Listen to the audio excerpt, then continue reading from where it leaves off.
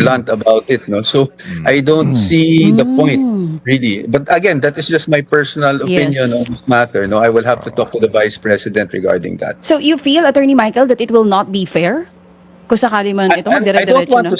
I don't want to say that it will not be fair because ang disposition ko parati even from my earlier interviews kahit noon pa ay let's always give our lawmakers the benefit of the doubt, diba? That they will do their functions in accordance with their conscience and kung sa constituents nila, no? But again, kung ganun ang sinasabi ko lang is kung ang rules ay nagsasabi na ang panig ng Vice Presidente, meaning us being her defense counsels, cannot test the credibility of these witnesses that they will be presenting because we cannot cross-examine. Ano pa po ang magiging partisipasyon natin doon, hindi ba? Okay. Opo, so pwedeng mangyari na mag-waive na rin ng right to appear and face the accusers nitong si VP Sara sa magiging hearing ng Committee on Justice, Attorney Powa.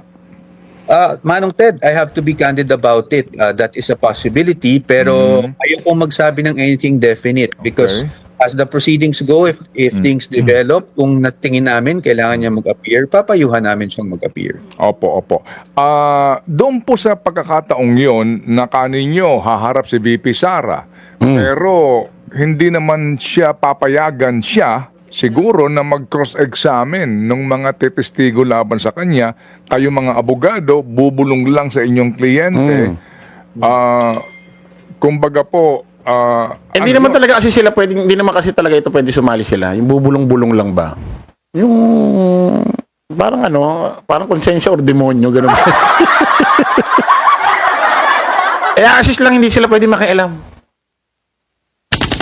Gano'n ang mangyayari. Naku po, yari si VP Sara talaga nito, mga kababayan, maniwala kayo. Parang sanay pa naman si VP Sara Duterte sa yung parang tinuturuan. Kanina nga may bagong video si VP Inday Sara Duterte. Napanood nyo na? Mayroon siyang pagbate sa puro English, ang lupit. Wala umpisa hanggang katapusan puro English, parang nagbibigay siya ng pagbati sa mga Islam, mga Muslim.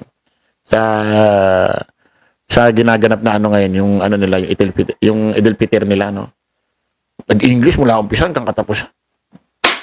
Isip ko, nakailang take kaya ito? Nakailang take kaya ito? Hindi, binabasa naman talaga. Pero sa isip-isip ko, dire-diretso kasi di ba pagka on the spot inambush interview mo yan, talagang kumbaga lutang-lutang kausap yun. Ganun yan. Talagang nagbabasa siya puro English mula umpisa hanggang katapusan. Sa isip ko, putik na kailang take kaya ito. Malamang to maghapon ito. Pag ganyan kasi Ma'am BP, huwag ka na mag-script. Ang sabihin mo na yung mismong nasa puso mo. Para hindi ka na kasi parang lutang ka. Ano ba yan? Kung sa panig po ng... Ay, sabi ni Ma'am Sharon, Sir, silipin nyo na po sana bago matapos itong live. Sige ma'am. Naku po, sis Mariosep. Oo. Teka lang, hataanan kita mama. Diyan ka lang. Nga ni Chairman Luis Tro, para itong fiscal muna, di ba? Pag-establish po ng probable cause eventually. Parang... Sige, laktawan na natin itong isa. Puntahan muna natin yung isang painggan natin itong para daw sa 32 million vote. Para daw sa 32 million vote daw ni VP Inday Sara Duterte, gagawin na raw ni VP Sara ito. Sabi ni Ma'am Sharon Cuneta. Para makita ko po din kahit pa paano, nakita nyo na. Sige nga, nga natin. Natin. Naku po, Sus Mariosep. Hindi ako makapaniwala. Oo, binati ako ni Ma'am Sharon Cuneta, Sus Mariosep. Dati, ko lang to, pinanonood ko lang ito, yung favorite ko pang ang ginawa niyang pelikula, yung sila ni FPJ. Yung kahit konting pagtingin. Yung tawan-tawa ko doon sa eksena na yun na tinago siya na FPJ doon sa bahay, tapos dumating yung mga kontrabida, tapos nagrambulan yung mga kapitbahay doon. Tawan-tawa ko doon sa eksena. Mas alam niyo mga kababayan, press string, mas masarap pa manood ng mga lumang pelikula, yung totoo, di ba totoo, press tray, mas masarap pa manood ng mga pelikula dati. Isa nga pagkalinggo, Sabado, nasa baba ako, pinanonood ko mga luma. Kahit alam ko na istorya. Para nakakamiss yung mga Tagalog dati. Especially pag magki-Christmas, no? Tuwing Abeng 5, magaganda talaga yung mga pinalalabas, no? Lalo na yung kaya, Cesar Montano, yung mga Rizal, Muro Ami, mga ganun, ano. Ngayon, wala na, no? Kinain tayo ng Kinain tayo ng Hollywood, ano? Masarap pa dati, nakakamiss yung mga palabas talaga dati, promise. Nakakamiss. Excuse me. Tingnan natin, mga kababayan. Sharon Cuneta is, Sharon Cuneta, official ba yun? Sir Chris Ulo, happy birthday. Ay, puti, teka muna, bigla naman ako. Sus Maria. Yun agad ang lumabas na. Pinindot ko lang yung... Oh my goodness. Pinindot ko lang yung, yung Sharon Cuneta, lumabas agad na video. Para naman nakatakin sa puso, wala mo lang ka... Hindi ko man lang muna na...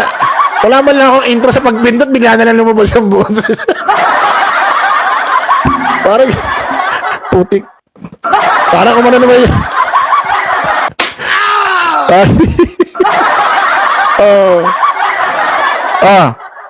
Ayan na natin. Press 1. Sabi ni Ma'am Sharon, press 1, sinabi niyo po, iba kami noon. Iba talaga noon, ma'am.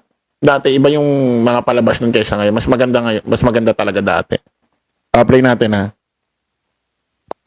Sir Chris Ulo, happy birthday po. I hope to meet you soon. God bless you po. Pasensya na po. Walang kaayos-ayos. Papagaling pa po ako. Pero para po sa inyo itong bating ito, I wish you good health, happiness, success, more success, and protection and safety always. Salamat po. Hope to meet you soon. Lots of love. Oh my goodness.